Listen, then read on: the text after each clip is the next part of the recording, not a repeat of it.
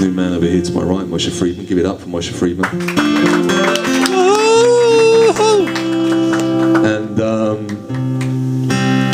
basically, Moshe's going to tell you a little bit about himself, maybe. But it's a version, so you can get an idea of kind of where we're from and what we're doing. Okay, so to you, Moshe. Okay, I'll paint a picture for you, okay? Let me take you back, holy brothers. 6.5 years ago, 7 years ago. So you would be watching me walk down the streets in a place called Locust Walk, which is the main drag at the University of Pennsylvania. Although I didn't look the way that I do now. It has this long, big Jew fro, sporting lots of hemp clothing. Basically your average Ivy League hippie. And my plans for after graduation were the following. I was signed up to go be a volunteer at a Buddhist meditation center in California. And at the same time, I was hired to write a screenplay for an independent producer in New York. So, yeah. So basically, like every good Jew, I found Buddhism, and that was where I was headed.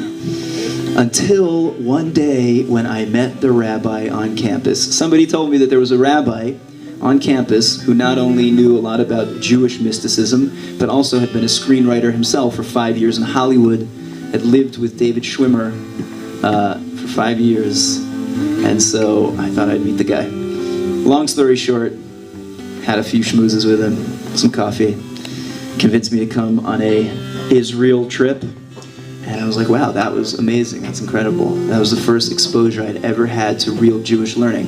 And I was like, okay, this is beautiful. Maybe one day I'll have to come to Yeshiva in like 7 years after I've gone to India and spent time in an ashram.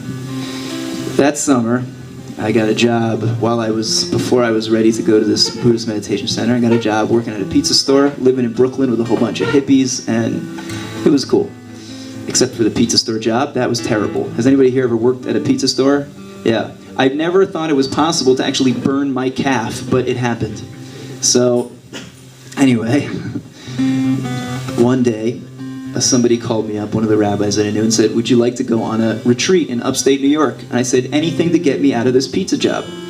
So I went to this retreat, and I'm just hearing more and more just truth. You know, have you ever been like blown away, like you're just like, okay, I can't ignore that anymore?